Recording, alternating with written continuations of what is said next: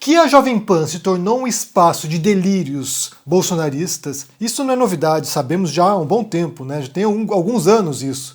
Mas, sinceramente, o patamar de delírios só sobe. É igual prova de salto com vara, assim, vão subindo a barra, né? Então, assim, o negócio tá bem alto já lá. E agora, ontem, né, estava sendo entrevistado na Jovem Pan, no Morning Show, o Ricardo Salles, que foi ministro do governo Bolsonaro, ministro do Meio Ambiente, ministro que atuou para destruir o meio ambiente também, né? Foi chutado do governo Bolsonaro sob denúncias, então ele estava lá dando entrevista na Jovem Pan, comentando notícias, e daí ele disse o seguinte, eu vou pôr para vocês aqui porque, sinceramente, é o tipo de coisa que quando você fala, a pessoa não acredita. Eu vou pôr para vocês aqui ele falando sobre Sérgio Moro. Ouçam. Política é diferente, só um segundo. Com relação ao que a política é diferente do Sérgio Moro, é a política da dissimulação, né? Da traição. O cara aceitou ser político, aceitou ser ministro do Bolsonaro, sabendo que não tinha nada a ver com o governo, que ele é de esquerda, que ele é contra as armas, ele é a favor de droga, ele tem uma visão...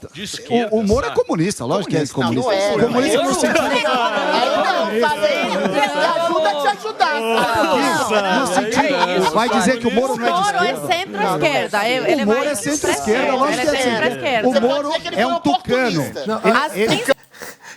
Eu quero que vocês parem e pensem no que foi dito nesse vídeo aqui. Porque, sinceramente, como eu falei, o grau de delírio já ultrapassou, já saiu da órbita terrestre, que a gente está indo para Júpiter já, porque o negócio está fora de controle. Você tem Ricardo Salles, ex-ministro do Bolsonaro, dizendo que o Sérgio Moro é comunista. É comunista. E daí isso choca até os reacionários que participam do programa. Você tem ali o Adrilles e a Zoe falando, não, calma aí, não, comunista não. E daí a Zoe faz a ressalva, né? Não, ele é centro-esquerda. Esse é o grau de delírio e de maluquice que tomou esse governo. Aqui a gente tem alguns elementos, né, alguns aspectos para serem analisados, depois a gente falar um pouquinho mais para uma pesquisa recente que saiu também falando sobre projeções para as eleições. O que a gente tem aqui é um problema de definições. Você tem esse vídeo aqui, essa conversa com o Ricardo Salles, que teve mais de 100 mil visualizações. São 100 mil pessoas que assistiram isso e estão agora pensando, o Moro é comunista? Olha só, jamais imaginei, o Moro é comunista. Porque há uma distorção dos conceitos, há uma distorção das definições das coisas, né? Eu já falei várias vezes sobre comunismo aqui, sobre fascismo, sobre socialismo, sobre democracia, e as pessoas não sabem o que são essas coisas. As pessoas não sabem, encaixar nesses conceitos o que são as coisas, o que são as pessoas, o que são as ideologias, elas não sabem isso. Quando você tem, por exemplo, alguém como Nando Moura, que vem aqui repetidas vezes dizer que nazismo é de esquerda, isso convence as pessoas porque elas não sabem o que é esquerda, elas não sabem o que é nazismo, elas não sabem o que representava as ideias nazistas, elas não sabem navegar nesse horizonte de conceitos políticos, filosóficos, conceituais, ideológicos. Elas não sabem. Então, qualquer pessoa que vem e parece, né, com alguma autoridade dizer uma coisa para vocês, quem é ignorante, no sentido mais próprio da palavra, de ignorar as coisas, quem é ignorante e não sabe as coisas, pode ser convencido. Pode ser que dentre essas centenas de milhares de pessoas que assistiram ao Salles falando essa merda, pode ser que muita gente passe agora a repetir que o Moro é comunista. E uma das tarefas a ser feita é justamente isso, de resgatar os conceitos, ou de estabelecer os conceitos, ou de estabelecer as definições para a gente poder compreender a realidade. O que é esquerda, o que é direita, o que é comunista, o que é fascista, para que as coisas não se confundam desse modo. Inclusive ontem eu assisti um vídeo que eu fiquei chocado, que era uma pessoa bastante inteligente, conceituada, questionando o conceito de autoritarismo. Querendo ampliar esse conceito como se qualquer tipo de autoridade fosse similar, fosse correspondente ao autoritarismo. E não, autoritarismo se refere a um tipo de regime autoritário no qual as liberdades são suprimidas. Você ter um pai autoritário não quer dizer que seja um regime político autoritário. Você ter força policial ou exército não quer dizer que aquela sociedade seja autoritária, porque é claro que existem diferentes níveis de opressão numa sociedade. Toda sociedade é assim. Toda sociedade é composta de autoridade, inclusive no interior de uma família. Há uma tentativa de esvaziar os conceitos para confundir as pessoas, do mesmo modo como o termo fascista é utilizado para designar pessoas que não são fascistas.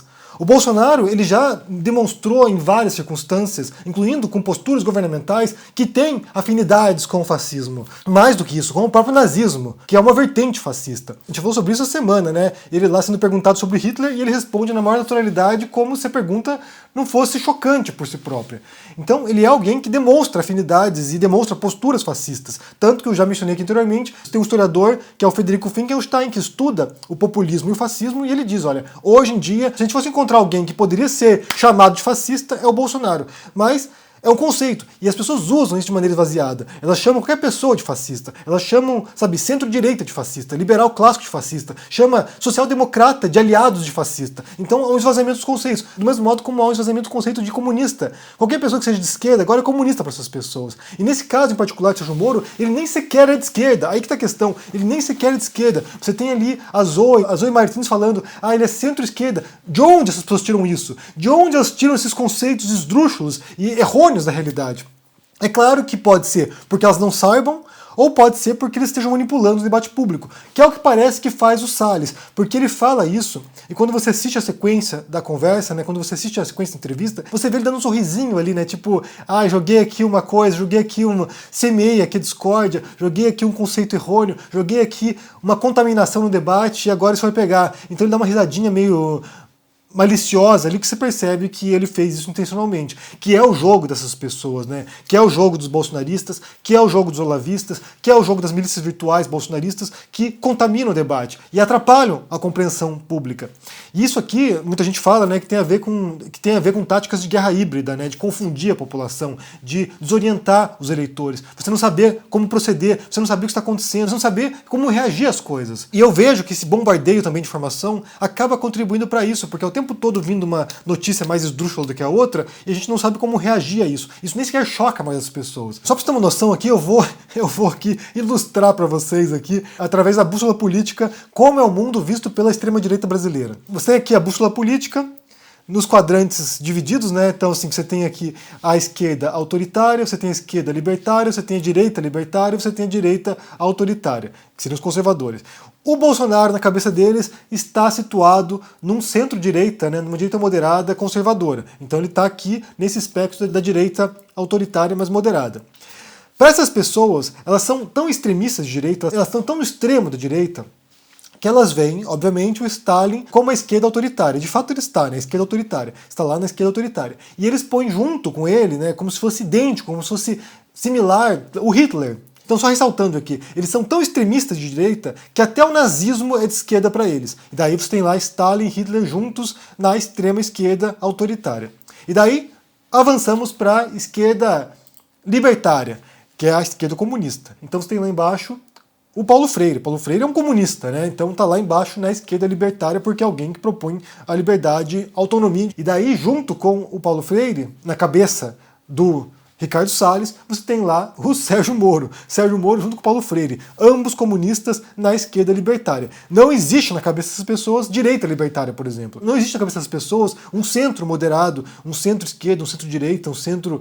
Não existe, não existe, não existe. O que existe é Bolsonaro, direita moderada, centro-direita conservadora, e todo mundo está ou na esquerda autoritária, Hitler e Stalin, ou numa esquerda comunista, que seria todo o resto, né? Nós aqui, todo mundo aqui que está assistindo esse canal aqui, possivelmente é comunista nesse mundo. O Trump, por exemplo, que é alinhado ao Bolsonaro, né, em muitos sentidos, é uma direita moderada na cabeça deles. Não é extremista de direita, não é uma direita populista, não é uma direita reacionária, não, é uma direita moderada. Então não existe para essas pessoas extrema direita, mas todos os demais são extrema esquerda de algum modo. E daí a Zoe, não. O Sérgio Moro não é extrema esquerda. O Sérgio Moro é uma esquerda moderada. Embora a noção de esquerda e de direita, como já falei várias vezes aqui, eu não vou repetir o que eu já falei sobre esquerda e direita, porque já falei várias vezes sobre esse assunto. Embora haja uma noção mais ou menos consolidada, né, mais ou menos uma noção um pouco mais cristalizada, você tem uma noção que é observacional, é do ponto de vista, né? Então, assim, quem é extremista de direita ou quem é extremista de esquerda tende a ver o mundo sob uma ótica distorcida. Então, se a pessoa é extrema esquerda, ela vai ver todo mundo que está à sua direita como se fosse direitista. E quem é extrema direita vai ver todo mundo que está à sua esquerda como esquerdista, como comunista. É uma distorção, e é uma distorção dada à radicalização, é uma distorção dada ao extremismo político. Esse é um assunto que eu estudo muito, não apenas no aspecto político, filosófico, mas também no aspecto psicológico, o que leva alguém a se tornar um extremista político. E basicamente, eu tinha minhas dúvidas, né, anteriormente, até o ano passado, mais ou menos, se essas pessoas realmente acreditavam no que elas diziam. Se elas realmente estavam, sabe, imersas nesse mundo de tal modo que elas não conseguem mais ver a realidade tal qual ela é. Ou se elas usavam isso de maneira maliciosa, ou se elas usavam isso de maneira dissimulada para enganar as pessoas. E basicamente, né, como já falei em várias circunstâncias, eu entendo que é um pouco dos dois. Tem pessoas que são oportunistas e que usam disso, né, desse discurso, para ganhos políticos, são oportunistas, e tem pessoas que realmente são radicalizadas e que não conseguem mais ver fora dessa cabine de doutrinação ideológica. Então eu imagino, por exemplo, que o Olavo de Carvalho seja alguém que realmente vive no mundo daquelas ideias, que ele não consegue ver o mundo fora daquilo. E o Bolsonaro talvez seja esse caso também. Já o Salles, eu fiquei na dúvida. O Salles, quando ele vai lá e dá aquela risadinha, eu fiquei na dúvida. Eu acho que ele é alguém que está usando disso para ganhos pessoais e políticos. Mas minha interpretação, obviamente. Mas, de fato, tem pessoas que estão fechadas numa bolha ideológica, radicalizada e que não conseguem mais ler o mundo sem esse filtro. É claro que todos nós, quando vamos interpretar a realidade, nós temos os nossos vieses. Temos ideologia que nos perpassa, temos uma visão que é mais ou menos distorcida. Mas algumas são muito mais distorcidas do que as outras. A pessoa não consegue sequer calcar o pé na realidade mais. Nesse caso particular, o Moro comunista foi jogado para contaminar o debate na minha leitura. E daí a gente entra num outro aspecto que eu falei, que é sobre uma pesquisa recente que saiu de intenção de voto e vai mostrando mais uma vez a liderança do Lula, o Lula à frente liderando as intenções de voto, que pode inclusive levar à vitória no primeiro turno, se for nesse ritmo, e daí em segundo lugar, Bolsonaro, na sua casa os seus 30%, e em seguida, a surpresa, né, surprise, você tem Sérgio Moro, que vem ocupando já o espaço que antes era do Ciro Gomes. E daí, eu preciso comentar essa reportagem porque ela foi tão sem sentido, tão bizonha, que, não, tem que comentar, que é uma reportagem, né, um artigo do Antagonista, que é um jornaleco, que é uma publicação que entrou no bonde do Sérgio Moro agora. Eles vão encampar a campanha eleitoral do Sérgio Moro, é o grupo ex-bolsonarista, é o grupo frustrado do bolsonarismo que vai agora tentar se agarrar com todas as forças no Sérgio Moro. E daí a manchete é: sem Lula e Bolsonaro, Moro vence em todos os cenários. Sem Lula e Bolsonaro, Moro vence em todos os cenários. E daí eles mostram aqui, né, que se não existisse no mundo Lula nem Bolsonaro, o Sérgio Moro ganharia, com algumas pesquisas aqui, entre 26,9% e 29,1%. Ou seja, se no mundo ideal, onde só há o Moro como candidato, ele ganha. É isso, né? E esse é o mesmo dilema, é o mesmo problema, né? A mesma questão que envolve o Ciro Gomes. Se não houvesse Lula, Bolsonaro e o Sérgio Moro agora, o Ciro Gomes ganharia. E isso acontece, esse fenômeno acontece, dessa vitória virtual, porque você tem de fato o Sérgio Moro que agora vem, e ele vem sugando, ele vem parasitando um público do Bolsonaro, que é o público frustrado com o bolsonarismo. E aí que entra a briga, né, de cachorro médio, né, cachorro pequeno, porque o espaço que o Ciro Gomes estava disputando era um espaço de uma esquerda que não quer votar no Lula, que é uma esquerda que não vai embarcar no lulismo, e de uma direita arrependida do bolsonarismo. Então era o espaço que o Ciro Gomes estava disputando, e era um espaço complicado, porque eu já falei várias vezes sobre isso aqui, inclusive falei sobre a tática do Ciro Gomes, né, de atacar o Lula, de confrontar o Lula, que é uma tática para mim kamikaze, mas ele estava numa situação muito complicada, que é uma meiola ali, uma meiola meio indecisa, e que talvez não quisesse também o Ciro Gomes. Então é um espaço complicado que ele disputa. E daí vem o Sérgio Moro e vem disputar esse mesmo espaço com o Ciro Gomes. E daí o Moro vem na vantagem, porque o Moro já vem com essa margem, né, de bolsonaristas arrependidos, que é uma grande margem. Se for pensar na vitória eleitoral do Bolsonaro, a intenção de voto dele nesse momento, a gente fala aqui de uns 20% que está ali meio que desorientada. Então o Sérgio Moro já vem pegando essa fatia. Na pesquisa recente, feita pela Paraná Pesquisas, você tem aqui, olha, os números. Lula liderando, mais uma vez, com 34,9%, Bolsonaro no segundo lugar, com 29,2%, Sérgio Moro vem com 10,7% e o Ciro Gomes encolheu para 6,1%, porque é o espaço que eles estão disputando aqui, tanto o Moro quanto o Ciro Gomes. É um espaço complicadíssimo, porque agora porque isso aqui vai se fragmentar em muitos partidos, em muitos candidatos, e daí o Ciro Gomes encolheu. Encolheu diante do Sérgio Moro. O Sérgio Moro pega uma fatia do Bolsonaro, pega uma fatia dessa direita moderada que está perdida, não sei se pega a esquerda, porque quem de esquerda vai votar no Sérgio Moro? Eu realmente acho, fascinante pensar em alguém que votaria no Sérgio Moro da esquerda, mas eu acho que não é o espaço que ele disputa, mas o Ciro Gomes encolhe. Então a situação se complicou muito para o Ciro Gomes agora com a entrada do Moro nessa disputa. O Bolsonaro também perde votos e ele está preocupado com o Moro, tanto que agora a frente de ataque dos bolsonaristas não é mais a esquerda, não é mais Lula, porque eles sabem que eles não vão tirar voto do Lula. Eles estão atacando agora frontalmente o Sérgio Moro, porque é ali que vai acontecer a corrosão do Bolsonaro. Não sei se o Sérgio Moro tem chances de crescer tanto assim a ponto de ultrapassar o Bolsonaro, eu acho que não, mas de qualquer maneira é algo a se tornar preocupante numa eventual futura eleição, porque o Sérgio Moro tem campo para crescer ainda. Se o Bolsonaro for encolhendo e for desidratando e for minguando, se Lula ganhar, por exemplo, na eleição, isso vai dar um gás para a direita e eles vão se reorganizar, eles vão se aglutinar, talvez em torno do Sérgio Moro. Tudo vai depender do desempenho dele também nas eleições, né? Como ele vai se sair nos debates, na participação na televisão, porque ele é também complicado, né? Nesse sentido de retórica, de oratória, ele é muito ruim. Então pode ser que não conquiste a população. Mas, de qualquer maneira, vale ressaltar aqui que, por um lado, você tem um trabalho consciente, tático, de destruição dos conceitos, ou seja, querer colar agora a pecha de comunista no Sérgio Moro. Ele não é centro-esquerda, nem sequer é centro-direita, ele é uma direita já mais dura mesmo, uma direita mais radical. Ele está na cola, ele está ali no vácuo do bolsonarismo.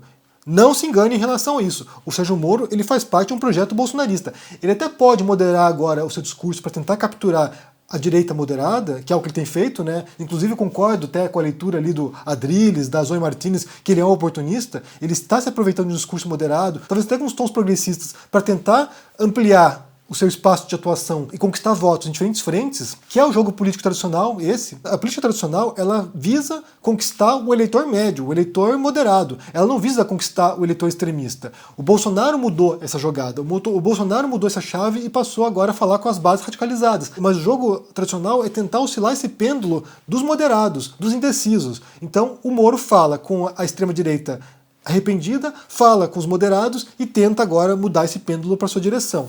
O Ciro Gomes encolhe, o Lula continua liderando e o Bolsonaro está com medo. Esse é o jogo agora, esse é o cenário agora e as coisas vão se desenrolar. Quero saber o que vocês pensam sobre essa história toda aí. Primeiro, sobre Moro comunista, que absurdo, e segundo, sobre Moro venceria em todos os cenários se não existisse Lula nem Bolsonaro. Não, o antagonista agora também, sinceramente, chegou também às raias do ridículo, né? Mas me diga o que vocês pensam no comentário aqui embaixo, deixa o joinha, se inscreva no canal aqui, se torne um membro ou um apoiador para dar uma força e se cuide. Abração e até mais. Tchau!